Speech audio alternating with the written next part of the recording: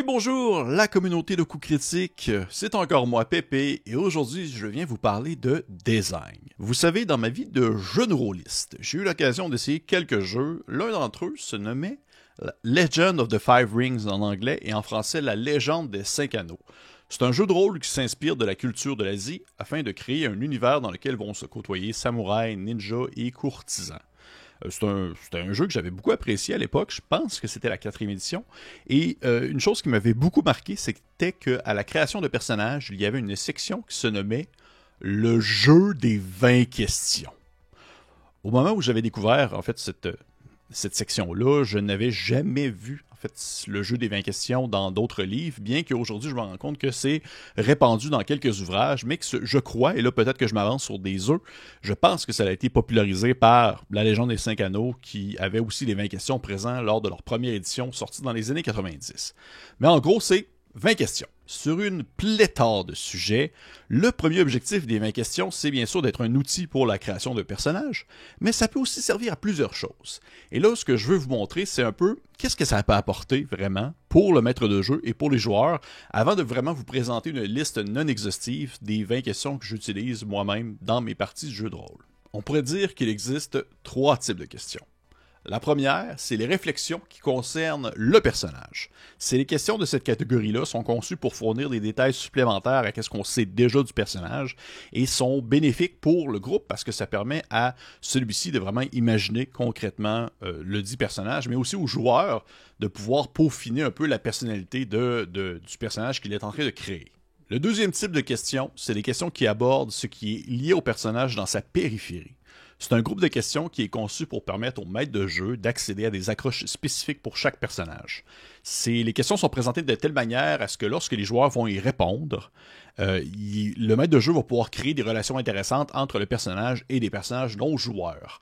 Souvent, ce que je vois, c'est que les joueurs sont des fois un peu plus réticents à répondre à ces questions-là parce qu'ils ont peur que le maître de jeu utilise les connaissances qu'il a, ou du moins on va dire les relations que le personnage a, contre le dit personnage. Mais il faut vraiment pas voir ça comme une compétition, mais plus comme une collaboration, parce que c'est important de savoir qu'est-ce qui intéresse le personnage, c'est important de savoir qu'est-ce qui vaut pour lui, qu'est-ce qui a une valeur à ses yeux, qu'est-ce qui peut le motiver. Ça offre la possibilité au maître de jeu de tirer sur les cordes qui tiennent ces dites questions-là et ainsi stimuler les joueurs. On peut pas tous être des orphelins sans famille qui sont stimulés uniquement par l'appât du gain, ça n'aurait aucun sens.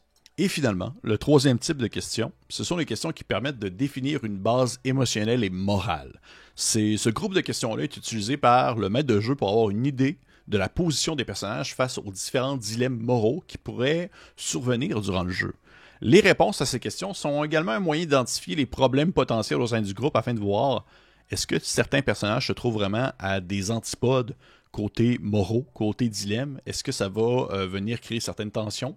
Peut-être que ça pourrait créer du jeu, peut-être que ça pourrait créer des choses peut-être moins plaisantes. Ça reste à voir, ça reste à évaluer, mais au moins ça permet d'avoir les idées claires sur la question. Depuis cette première expérience pour la Légende des Cinq Anneaux, j'ai décidé de retenter l'exercice avec d'autres jeux. J'ai personnalisé les questions pour que celles-ci concordent avec la thématique. On s'entend que ce ne sera pas les mêmes questions si je joue à l'Appel de Cthulhu ou si je joue à Donjon Dragon.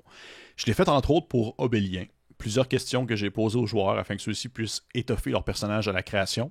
Et je vous propose alors 20 questions que vous allez pouvoir utiliser si vous le désirez. Je vais laisser un lien de téléchargement dans la description de la vidéo qui va vous mener sur notre Itch.io, depuis lequel vous allez pouvoir télécharger les 20 questions.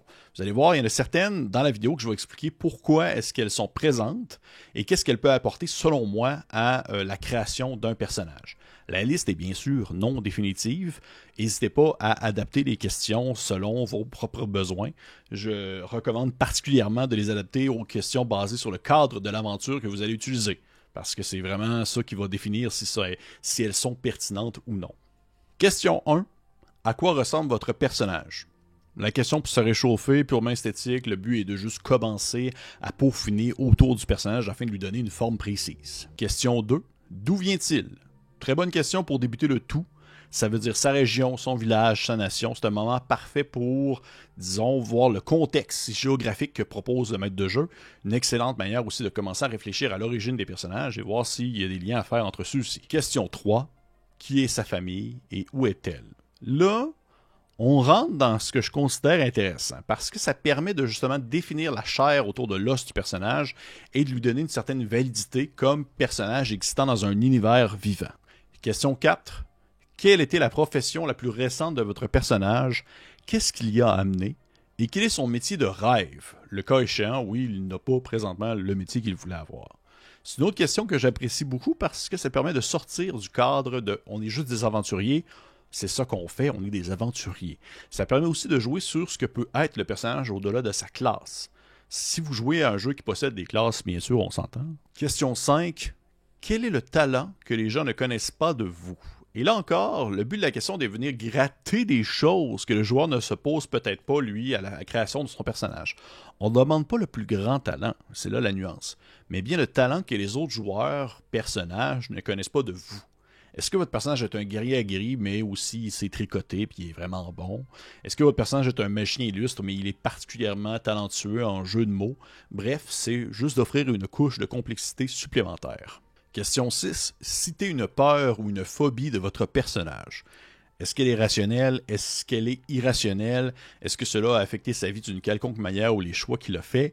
Est-ce que le personnage a peur des requins comme moi ou c'est quelque chose de plus émotif? Est-ce que le personnage a peur de ne pas être apprécié, de ne pas être aimé?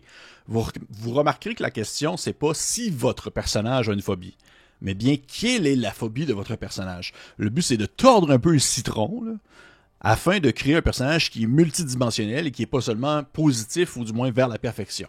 On a des défauts, on a des peurs, on est mortel. Question 7. Quelle est la morale de votre personnage? Question que j'apprécie afin de, disons, éloigner un peu du concept classique des alignements, afin de justement apporter une nuance au-delà du cadre précis d'une boîte.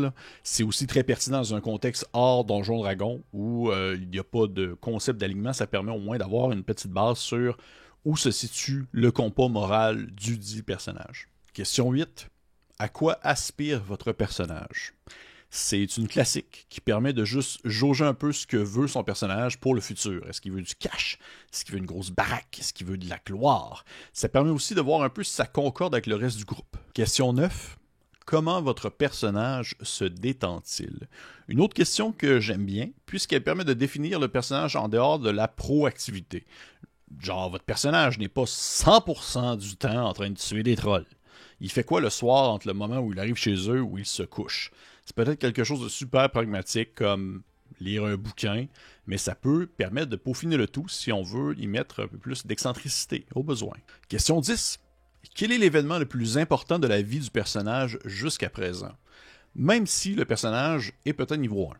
Ça permet de voir ce qu'il considère comme important. Est-ce que c'est le jour où il a trouvé la plus grosse patate de son potager ou c'est le jour où il a appris que son père était un dragon? Et la nuance est quand même assez importante. Question 11. Quelles sont les qualités et les défauts du personnage? C'est une petite question tampon bien classique, là. Je la conseille par contre, c'est ça qui est intéressant, de la poser plus tard que plus tôt dans la liste. Pourquoi? Parce que ça permet aux réponses précédentes d'avoir une influence sur celle-ci. Ça crée une certaine cohésion. Question 12. Quel est le mensonge que votre personnage croit sur lui-même et quel est le mensonge qu'il croit à propos du monde qui l'entoure? Et ça, j'aime ça. Ça permet de démontrer que le personnage a tort de croire quelque chose, autant concernant l'univers dans lequel on joue. Peut-être qu'il croit que telle nation est habitée par des tueurs sanguinaires, alors que c'est totalement faux. Peut-être croit-il qu'il est un sale pleutre, alors que pourtant il fait preuve d'un courage admirable. Question 13. Décrivez la spiritualité de votre personnage. C'est une question qui peut être liée autant au monde dans lequel le personnage va évoluer, ou ça peut être aussi une question qui est plus tournée sur lui-même. Est-ce que c'est une spiritualité qui est plus personnelle? Ça peut ouvrir la porte à la création d'une divinité, si l'idée vient du joueur, ou à des moments de roleplay intéressants avec des gens qui ont des croyances contraires aux dits personnages. Question 14. Comment était l'enfance du personnage? Une question qui aurait pu être posée vraiment plus tôt, mais je trouve que dans l'exercice, ça encourage aux joueurs de réfléchir aux réponses précédentes, encore une fois, et de voir comment celles-ci peuvent influencer la question qu'on se pose actuellement. Question 15. comment les gens perçoivent-ils le personnage? Une question que je trouve intéressante pour le maître de jeu, parce que ça lui permet de voir potentiellement comment le joueur perçoit son personnage au-delà de ses caractéristiques et capacités, s'il se transpose dans, on va dire, dans les gens autour de lui, mais c'est aussi une belle occasion pour évaluer comment les personnages non-joueurs vont pouvoir agir ou devraient agir lorsqu'ils vont croiser le dit personnage. Question 16. Vers qui ou quoi se tourne la loyauté du personnage? C'est un questionnement qui permet de voir si le personnage a peut-être une attitude un peu plus électron libre, parce que ce dernier pourrait, par exemple, être loyal envers la liberté de choix, on va dire. C'est un exemple comme ça, c'est simplement pour mentionner que ça n'a pas besoin d'être un individu, mais ça peut être aussi un concept ou un idéal que le personnage considère important et vers qui il est loyal. Question 17. Où étiez-vous et que faisiez-vous lors de la grande inondation qui noya la moitié du continent? Je suis sûr que vous vous attendiez pas à celle-là parce que ça sort un peu de n'importe où et c'est voulu. Le but de cette question, qui au final peut porter sur n'importe quoi, a comme objectif d'implanter un événement majeur du monde dans lequel se déroule la partie dans la vie du personnage. C'est pour que celui-ci se sente impliqué dans ce qui se déroule dans l'univers qui l'entoure. Ça aurait pu être sur autre chose. Ça aurait pu être sur pourquoi votre personnage a combattu dans la Grande Guerre. Est-ce que des membres de votre famille ont été exilés lors de la famine qui a frappé il y a plusieurs étés, etc., etc. Le but, c'est de tout simplement un peu tordre afin que le personnage a une implication dans ce qui se déroule autour de lui. Question 18. Un secret que votre personnage n'a jamais dit à personne. Moi, j'aime toujours ça, ce type de question-là. Ça permet d'avoir un petit quelque chose, un petit bonbon que le maître de jeu pourrait éventuellement exploiter, sait-on jamais. Question 19. Si vous, en tant que joueur, vous pouviez donner un conseil à votre personnage, quel serait-il?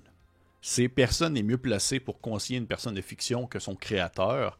Et ça permet en fait de voir justement elle est où la limite du personnage, vers quoi il doit travailler, qu'est-ce qu'il doit prendre en considération. Et la meilleure personne pour lui dire, eh bien, c'est le joueur. Et finalement, la question 20. Une question que j'adore et que je reprends presque telle que telle depuis la légende des 5 anneaux. Comment votre personnage pense-t-il qu'il va mourir? C'est une question qui touche un concept absolu, la mort, mais qui la pose de manière hypothétique, puisque ça demeure dans ce que le personnage pense, donc ce n'est pas nécessairement ce qu'il va arriver. Mais je trouve que ça permet d'apporter une facette un peu plus philosophique, alors que le personnage va partir à l'aventure, affronter des monstres, se battre contre des ennemis. Il s'est peut-être déjà questionné sur sa mortalité, ou du moins là il le fait, puisque c'est la 20e question de cette liste. Bref, je trouve que ça clôt bien la série du jeu des 20 questions, et ça conclut aussi cette vidéo. Hey! Tout est dans tout. J'espère que vous avez apprécié ça. Comme je vous l'ai mentionné, dans la description de la vidéo, il va y avoir un lien vous menant au Itch.io de Coups Critiques depuis lequel vous allez pouvoir télécharger la liste des 20 questions si jamais ça vous intéresse. Si vous en créez une vous-même pour votre jeu, parce que ça concorde mieux au style de partie que vous faites, dites-moi là dans les commentaires, je serais vraiment curieux de le savoir. Si c'est des questions que vous trouvez plus intéressantes que d'autres aussi, je serais curieux de le savoir. Si c'est des questions que vous incluez dans votre liste que je n'inclus pas, je serais toujours curieux de vous lire. Ça me fait toujours plaisir d'avoir des commentaires et on se voit très prochainement pour un autre design. Si jamais le cœur m'en dit ou si vous avez des idées, vous pouvez toujours me les lancer aussi en commentaire. Ça va peut-être m'inspirer pour une prochaine vidéo. Qui sait? Hey, et pour les autres, on se dit à la prochaine fois.